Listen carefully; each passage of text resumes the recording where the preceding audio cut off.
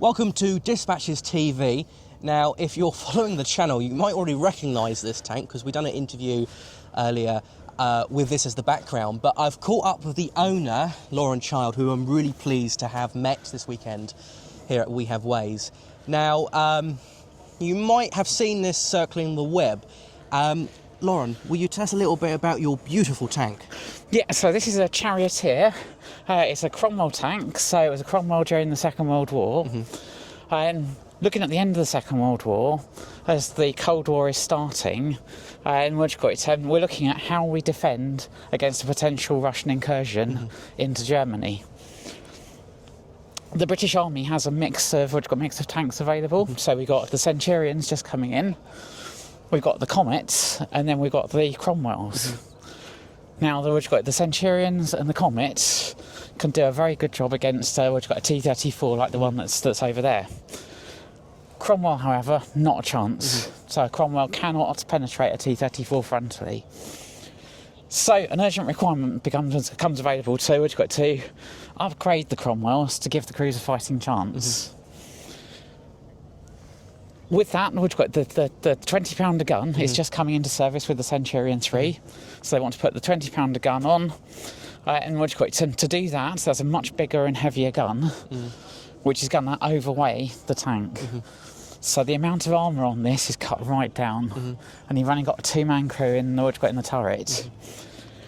They go into service, the 20-pounder gun is extremely effective. So the 20-pounder gun, between this and the T-34, they can both put a hole through each other. Yeah. So it basically comes down to who sees who first, completely 50-50 odds. You'd have to be extremely brave on both sides.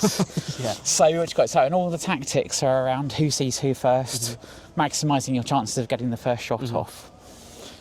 It's incredible. This gun would also be capable against an IS-3, so a much bigger and heavier tank. The IS-3 had some weak spots on, where this could penetrate frontally.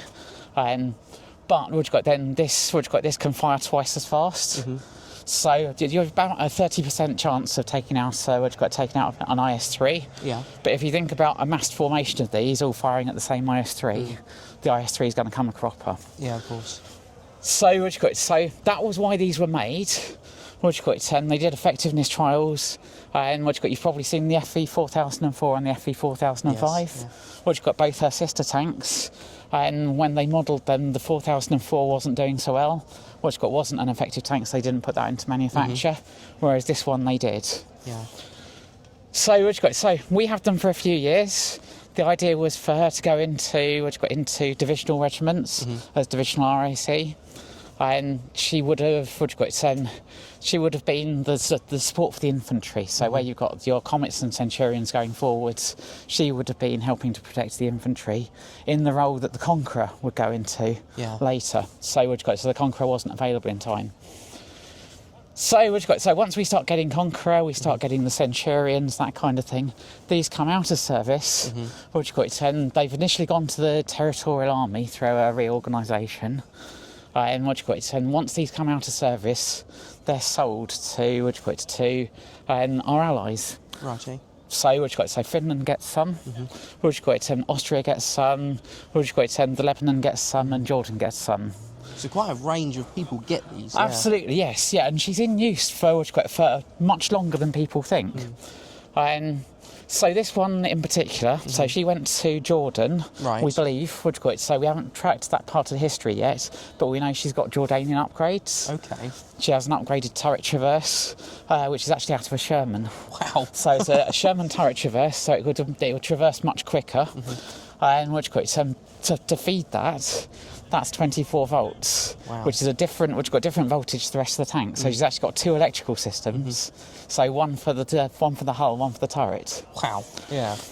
So she's been upgraded that way, and then assuming that she was in Jordan and that we're correct in our assessment there, she would have been there for the 6-day war probably. Wow. Okay. So it's got quite a lot of history, this dispute then, isn't it? And with the history of the tank, and then obviously yourselves coming into the fold to restore it, how did that all begin? Because that's quite a task. So yeah, so there's actually more history before we get to that. So so she was in Jordan, then she went to Lebanon, and was in the Lebanese Civil War, and was captured by Israel and then brought back to the UK. At that point, she's back in the Budge collection in the UK, and she's gone through a couple of owners since, and then I picked her up. I actually picked her up for around scrap value, because it was at the point where the Jacques Littleville collection was being sold off. All of the serious tank collectors were saving their money for that auction, and she was coming down and down in value to the point where I thought, if I can't do anything with her, I can get my money back. Well, I picked her up, got her, and then found out all of this history about her. I initially wanted to make her Cromwell, but having found her history, I couldn't bring myself to cut her up. No. So we are restoring her as a Charioteer, and it's been 11 years, with a couple of different parties involved, had a couple of false starts, but yeah, she's now at the point of running. Wow, that's fantastic. So yes. And obviously, I was saying to you earlier, we were pulling the car out on Thursday when we arrived, and we might have even been moving the car, and Ellis said to me, just sitting behind the camera there, he said to me, it's all clear, so I've pulled out, and all of a sudden I hear this great enormous roar behind me, and it's you in the tank. I thought, I better not brake check it. God, flat packed, I wouldn't be talking Absolutely, right now. yes.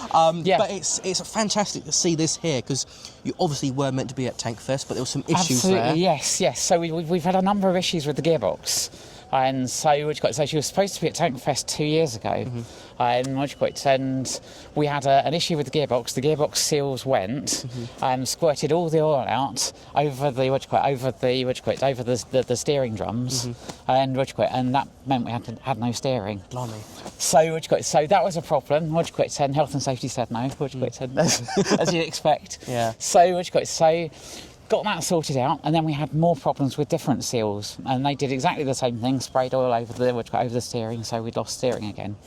So this is the first show where we've actually been able to properly drive her, and so we had our first drive a couple of days ago. Yeah, no, I did hear. Yeah, it was wonderful. It's fantastic. Yes. It's really good to see you here at We Have Ways, and I know we're all feeling a bit tired, a bit cold, a bit miserable, but it's really good to see such a collection of vehicles and tanks and speakers and whatnot across the weekend. And obviously the magazine itself, Dispatches, launched 2 weekends ago at the Victory Show in Cosby. We're so enormously pleased to be working with We Have Ways Fest to bring the magazine here and distribute. We can't wait to show this incredible vehicle off to our audience as well. So Lauren, thank you so much for allowing us to do an interview. We're going to do a quick little look around inside, no audio, nothing like that, just have a quick look inside. I know she was saying it's a little bit messy inside, but we love that, so it's good to see work in progress. It's very much a work in progress, so the focus was on getting her driving. Now that she's driving, we can make her pretty. Fantastic. And just quickly, is there any way that people can support you with this project? So we have a Charioteer Restoration Facebook channel. Okay. So that's where you can see updates. And it's been infrequently updated, but if you want to see more of her, you can see it on there. Fantastic. And obviously, you're watching this, so you found out a bit more about this weekend. So thank you so much for joining me on Dispatches TV, and we have a look inside just now.